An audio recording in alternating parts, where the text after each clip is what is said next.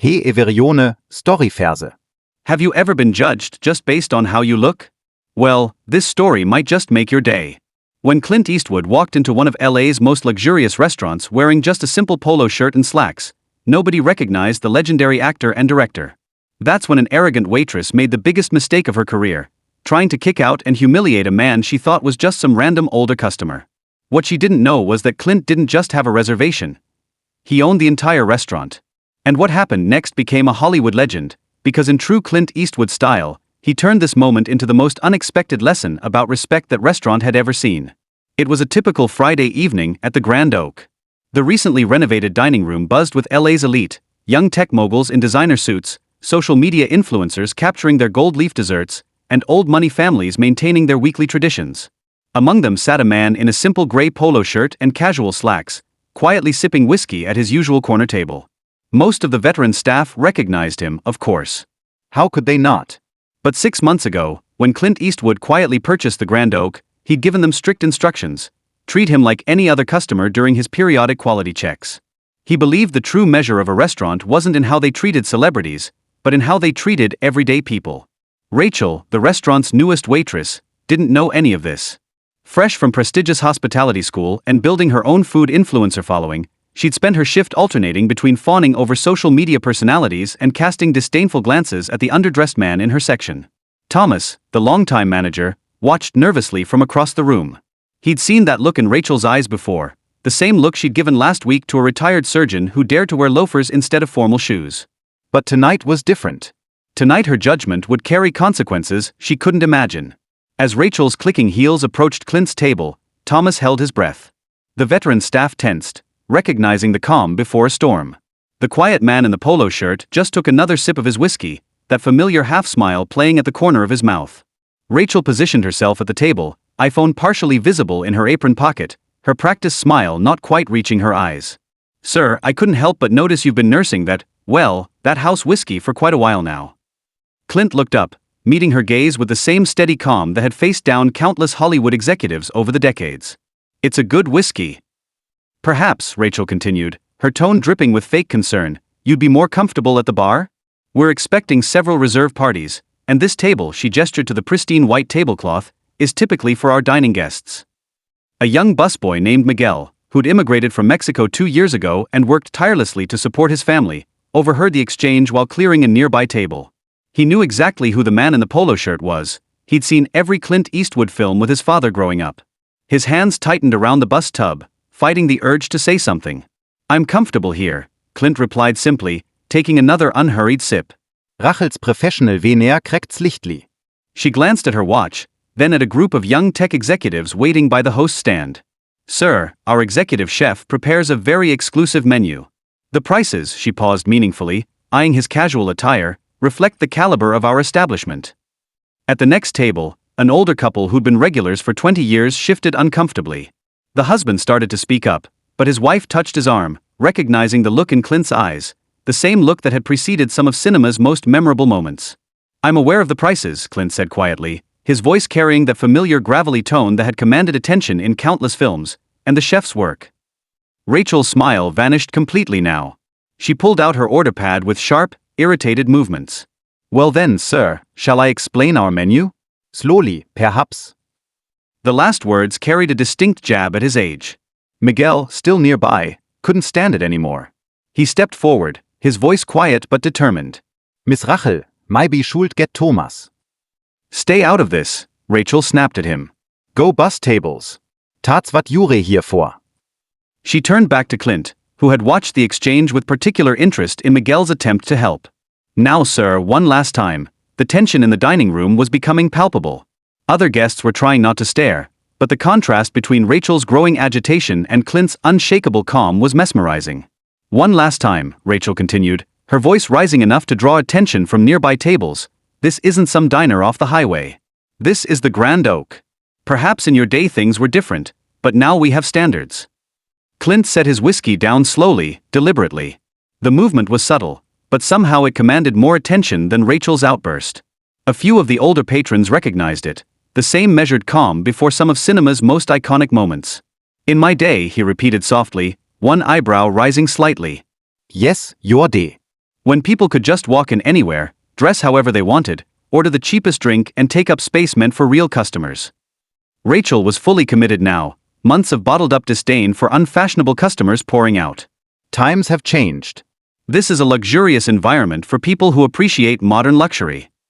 Miguel had stopped pretending to clear tables and stood frozen, watching the disaster unfold. Behind him, Thomas the manager was quickly walking over, having finally noticed the situation spiraling out of control. Modern luxury, Clint repeated thoughtfully, as if testing the words. And what exactly does that mean to you, Rachel? The use of her name caught her off guard. She wasn't wearing a name tag, but she recovered quickly, assuming he'd heard another server use it.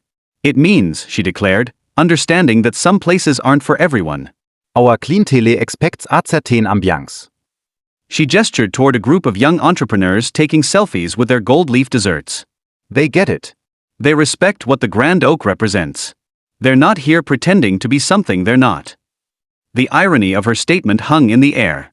A few veteran servers exchanged knowing looks. Thomas was now just steps away, his face pale. Pretending, Clint mused, that familiar half-smile returning. Interesting choice of words. Listen, Rachel snapped, her patience finally exhausted. I've tried to be polite, but you clearly don't belong here. This isn't some set for one of those old cowboy movies. This is a prestigious establishment, and I won't have you ruining the experience for our real guests. The moment the words left her mood, Thomas froze the midstep. Miguel dropped his bus tub with a crash that echoed through the suddenly silent restaurant. The older couple at the next table audibly gasped. But Clint's expression didn't change. He just reached into his pocket, pulled out his phone, and made a single call. Jerry, could you bring me the ownership papers? Yes, right now. And the renovation plans we discussed last week. He set the phone down and looked back at Rachel, who was starting to sense that something was very, very wrong. You see, Rachel, he continued in that same quiet voice, I've been coming here every Friday for the past 6 months. Sitting at the same table, ordering the same whiskey. Want to know why?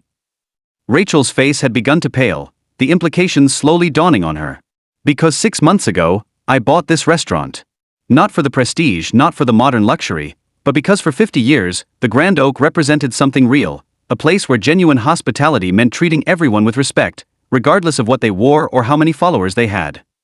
The silence in the restaurant was absolute. You could have heard a napkin drop.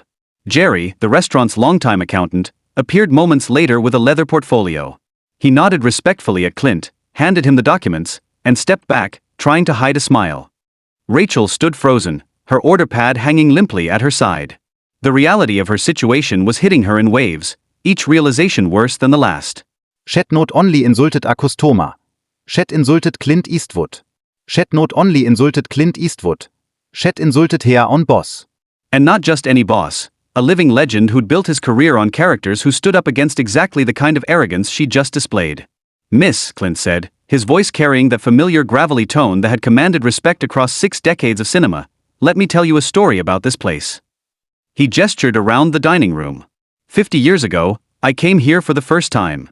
Wasn't famous yet. Wasn't anybody. Wore a shirt pretty much like this one. The owner back then, Old Man Thompson, treated me like I was the most important guest he'd ever had.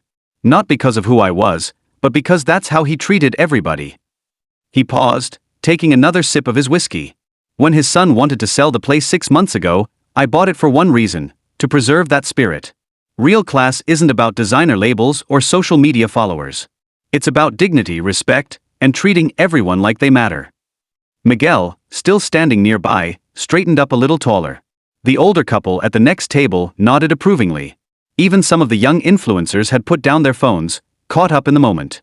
So, Clint continued, fixing Rachel with that legendary steady gaze, the question isn't whether I belong here.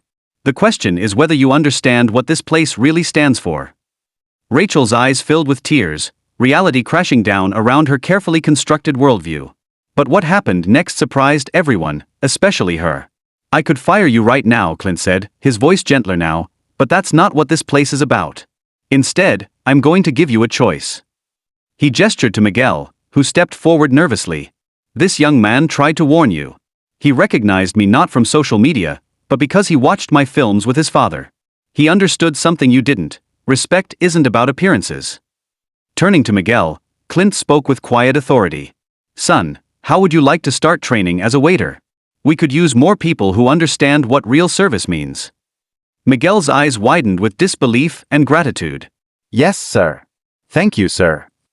As for you, Rachel, Clint continued, your choice is simple. You can walk out that door and find another job at a place more focused on modern luxury, or you can learn from Miguel and our veteran staff about what real hospitality means. Your call.